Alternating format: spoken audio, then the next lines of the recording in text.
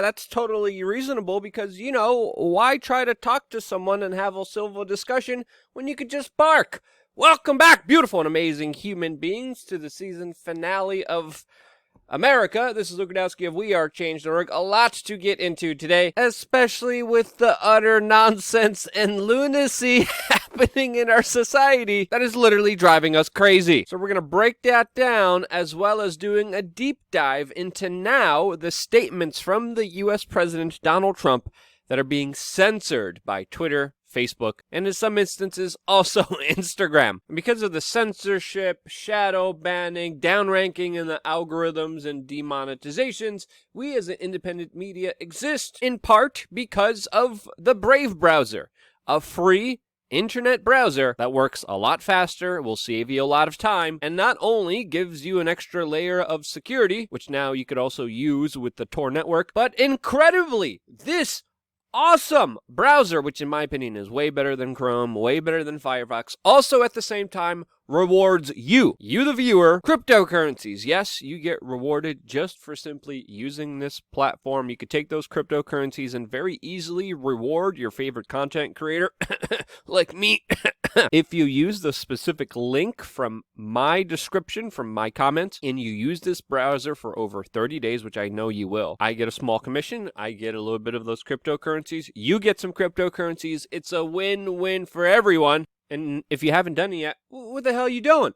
Just click the link, download it, and you're definitely going to appreciate the extra layer of privacy, security, and definitely time that you're going to save just using this platform. And also, before we move on, just another reminder, our survival training apocalypse course is this Saturday. Seating is limited since, of course, we're going to be camping outside. 2 days, 1 night, lots of exciting things you're going to be trained here to do. That is this Saturday. Check out more information about that also down below. Now, I think it's definitely fair to say that this election is definitely gearing up to being absolutely utterly insane. Currently, right now, the mainstream media is running with poll numbers showing that Joe Biden is leading the way nationally, and many election forecasts are showing that Biden will win.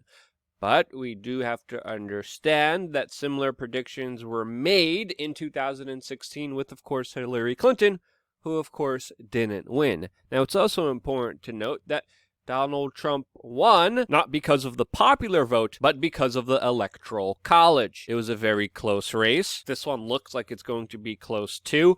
And now, on top of all of that, we have the Cornholio sickness, which we have to call the Cornholio sickness and not by its actual name because of the YouTube censorship efforts. But this situation of an election, of a civil conflict, of an international medical situation definitely convolutes things a little bit. Now, U.S. President Donald Trump, who just came out of the hospital, is now tweeting that he is, quote, feeling great and that he is ready and prepared for the presidential debates coming up on October 15th, which is literally leaving the mainstream media in uproar in their unhinged, emotionally unstable rants of anger, essentially saying, how dare he recover? And it's important to highlight here these two kind of representative ideas that are clashing with each other.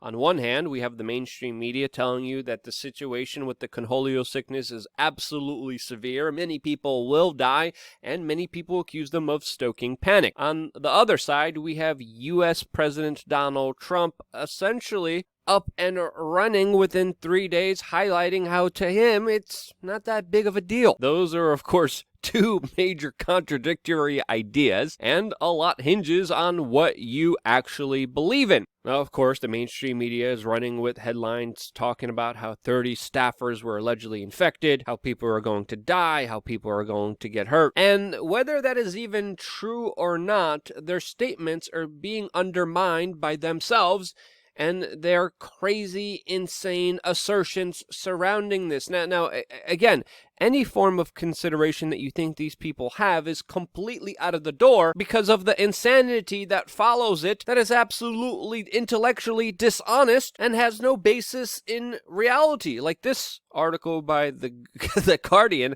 that is literally assuming that he was out of breath after Donald Trump, of course, climbed a set of stairs, and he doesn't appear to be out of breath. He does catch his breath. He takes off his mask, which, of course, a large portion of the mainstream media just absolutely lost their ish because of. And I'm sorry, just because you say Donald Trump was out of air doesn't mean he actually was, since there was no evidence suggesting it. Some of the mainstream media journalists that attacked Donald Trump for removing his mask at the stairs of the White House were actually other individuals who were seen removing their masks at the White House previously before. One of the people who absolutely lost it was, of course, the New York governor's brother, no one other than Chris Cuomo. Majestically reshooting the scene for his own ad.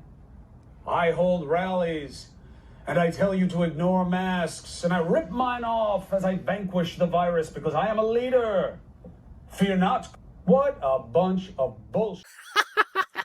And this is from the man, literally, who allegedly had the cornholio sickness himself and brazenly walked outside during his alleged quarantine when he was supposed to be locked in his basement, but according to himself, was outside running around, where he was caught by an individual who called him out for it, who then he verbally abused. Yeah, Chris Cuomo should definitely shut up here, especially when it comes to criticizing people for not following the proper protocol and quarantines or mask guidelines, since he himself violated it himself. So yeah, sorry, I'm not going to listen to idiots or respect idiots who want other people to obey the rules, which they themselves don't. Now, you add that fact to the fact of what's happening in Sweden, you really have a very compelling argument that, of course, is more favorable towards Donald Trump. And I don't know about you, but for me, when Donald Trump says, quote, don't be afraid of it, don't let it dominate your life, specifically talking about the cornholio sickness, that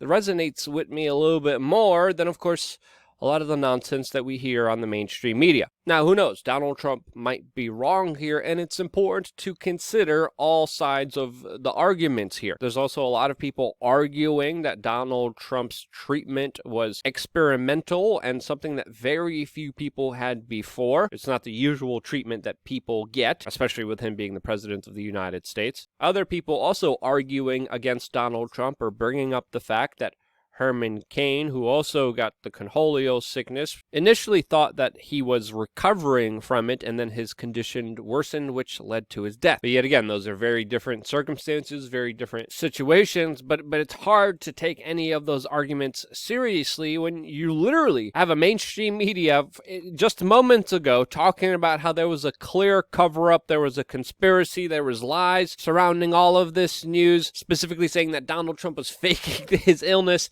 and then the next day saying that he is, quote, going to die. I'm sorry, when you flip-flop on those two major ideas within a matter of moments, it's very hard to take you seriously, and it's very hard to take any arguments or statements you make seriously at all from now on. I'm sorry, when people are caught up by hyperbolic partisan nonsense and only care about power, you could bet your bottom dollar the truth doesn't really matter to a lot of these individuals. And again, the truth is very hard to get, especially with all the latest censorship efforts on big tech social media companies that are now even censoring the U.S. president, as Twitter has restricted a tweet by Donald Trump. Facebook actually took down this entire message entirely from Donald Trump's Facebook page, and it's a message from the U.S. president saying, quote, flu season is coming up. Many people every year, sometimes over 100,000, and despite the vaccine, die from the flu.